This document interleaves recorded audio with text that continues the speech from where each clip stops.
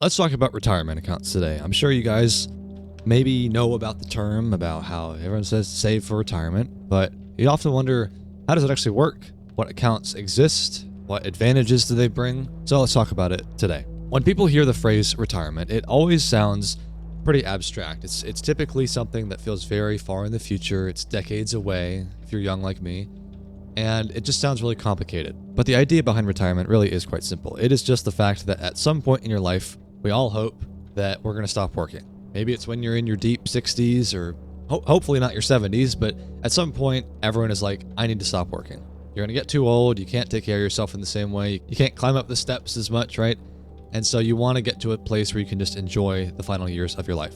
But the problem is obviously that your expenses do not just disappear. You still need housing and food and healthcare. You need money to live. And so the challenge is, how do you pay for decades of living expenses after you stop earning income? How can you just exist for decades, hopefully, and not have any sort of money coming in? Maybe in the past, like with your grandparents, people had pensions where there was some sort of employer-sponsored thing where you just earned an income every month, or maybe there was a government program that would take care of you. And there still is that with Social Security, but it is not typically something to fully rely on. The idea now is to shift towards more self-reliance, where individuals save their money and do it on their own, which sucks. I mean, wouldn't it be great to have a pension that you knew that you would have? Like, it's just harder for that to come by nowadays. One of the reasons that pensions have fallen out of fashion is that they are simply extremely expensive for companies to maintain and offer. They require businesses to set aside large pools of money for decades in order to support retired workers. God forbid, right? And so as companies grew larger and markets became more competitive and businesses started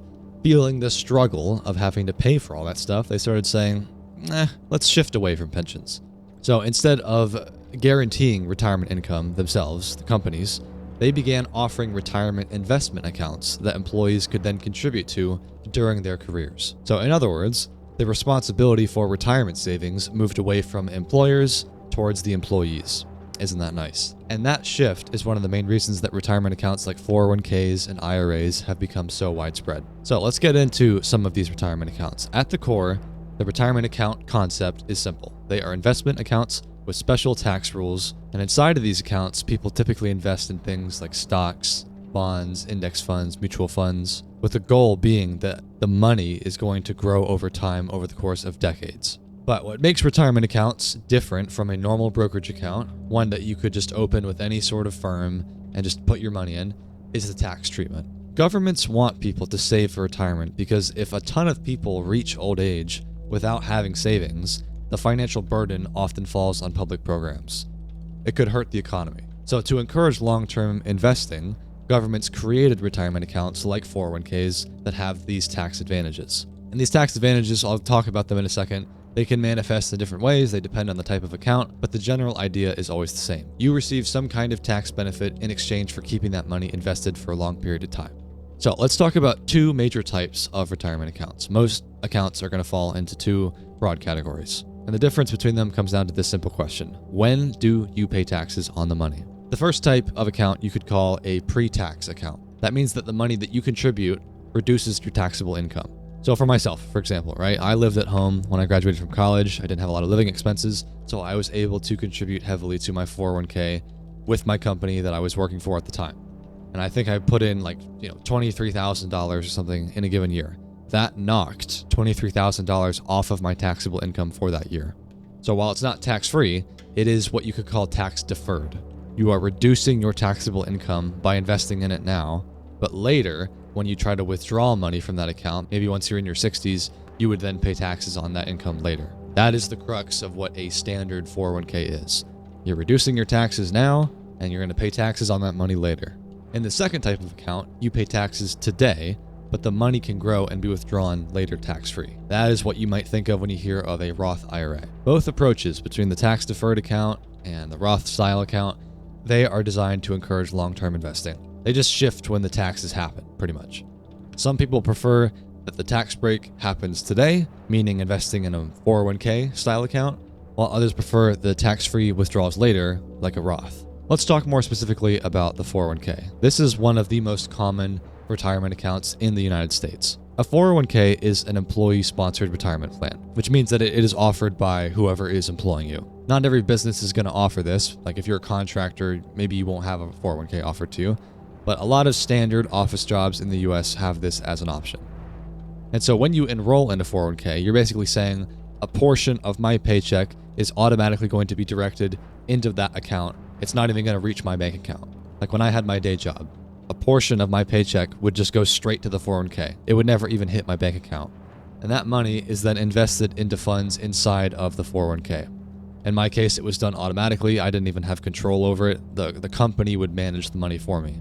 Additionally, with 401ks, there is often something called a company match.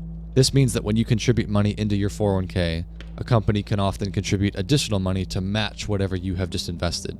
So I don't remember what the percentage was when I had my day job. Maybe it's like 5% or something, meaning that when I would put in my paycheck, 5% of that would then be matched by my company, which effectively is like free money. A lot of people say if you're going to invest in your 401k, maybe you can't afford to do the entire thing in a year. Maybe you can't put $23,000 in a year.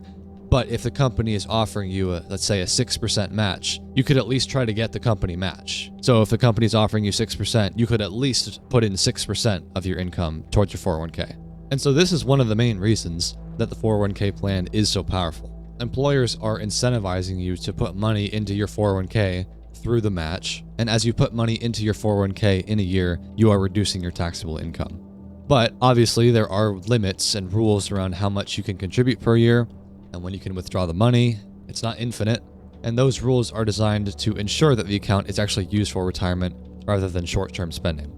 I can take money out of my 401k right now if I wanted to, but I would pay a pretty hefty fine for that. Let's talk about IRAs now. So, like I said, there's the 401k, and then there's the Roth IRA. We're going to talk about IRAs now. IRA stands for Individual Retirement Account, and unlike a 401k, this account is not tied to your employer. So when I had my 401k, that was for the company that I was working for. And then around a similar time, I had opened a Roth IRA. That was totally separate. It has nothing to do with my company. I can have it totally separate.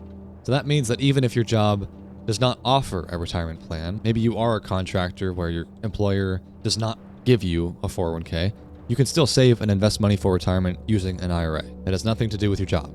And the mechanics are fairly similar to other retirement accounts. You just deposit money into the account, and then you can invest that money into whatever assets you want. But just like the other retirement accounts, IRAs come with their own tax advantages. Each year there is some sort of maximum amount that is defined that individuals are allowed to contribute. So as an example, this year, 2026, for people that are under 50 years old, the limit is $7,500 per year. And for anyone that is above 50, the limit is $8,600. There are many things to consider. Other fine print things, like if you make a certain amount of income, you can no longer contribute to Roth IRAs, but that's a little bit in the weeds for this video. This is meant to just be a broad overview of what these accounts are. One of the most important things to consider with retirement is the idea of compound growth. As I'm sure you know, compound growth occurs when investment returns begin generating additional returns of their own. Let's say someone invests $1,000 into a retirement account, and that investment grows by 10% every year. So after the first year, the account is worth $1,100. But if it grows by another 10% the following year, the gain is not based on just the original $1,000 anymore. It is based on the larger balance of $1,100. So in the case of the second year, at another 10%, you would not go from $1,100 to $1,200. You'd go from $1,100 to $1,210. It is compounding. And over a long enough time scale, this becomes ridiculous. I sat down with my stepdad at Christmas time a few months ago, and we talked about my retirement and saying, like, what could this look like if I did this every single year? And it was very illuminating because it made me realize that after a certain amount of time, the money that I am contributing every year, assuming that I am consistent with it and returns are consistent, my contributions will eventually be outshined by the growth. A way to put this into perspective is to pull up any sort of interest calculator website. There's tons of them out there, and you can type in some basic numbers of what you would expect your initial investment to be, like if you started investing today, how much you think you could invest per year, what interest rate you might expect. So let's say the stock market averages, 8 to 10% per year, right? And maybe you invest for 40 years. Let's do a hypothetical. Let's say you have $0 to start and you put in $100 per month. That's not that much in the beginning. I understand. It's not going to feel like you're growing a lot of money. But as you get deeper into the years, let's say by year 20, you're still putting in that same $1,200 per year, $100 a month. But in that year, with these numbers, you would have gotten around $4,200 of interest. The interest, the growth, the compound growth is outpacing your contributions. And obviously this gets magnified the more money that you put in and the longer period of time that you are investing for. The core principle is that investing now, when you start with little money, is not going to feel like much. It might even feel demoralizing, like you're not making much progress. But if you invest for a long enough period of time and things go well and you're consistent and disciplined, you can see massive returns simply by the way of compound interest. There's some famous quote that's like the eighth wonder of the world is compound interest, and it is true. Anyone who is older, who's in their 40s or 50s or 60s and is starting to invest now, I hear them say to younger people, man, I wish I had the time that you had. The time is so valuable. You'll never get those years back. And it's for many different reasons, but specifically in the context of finance, the years that you have now as a young person to invest are so powerful.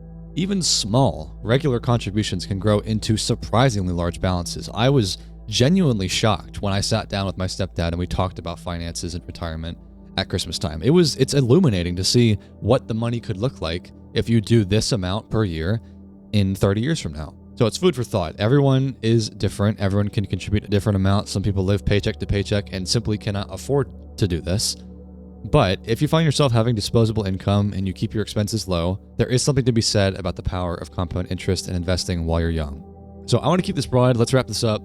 Simply put, retirement accounts are a tool. There are incentives built around them. Governments want you to use them so that you don't burden the economy when you're a boomer. You are encouraged to use them if you have an employer and they offer a company match, right? There are tax incentives depending on the type of account that you are investing in. They are just a tool. And while not everyone is going to be able to use these tools, not everyone is fortunate enough to have the income to put aside to put into them, if you find that you have the income and the time and the discipline to use them, they can be extremely powerful. So I hope you found this interesting. Maybe you learned a couple things or two. And in the meantime, I'll see you in the next one.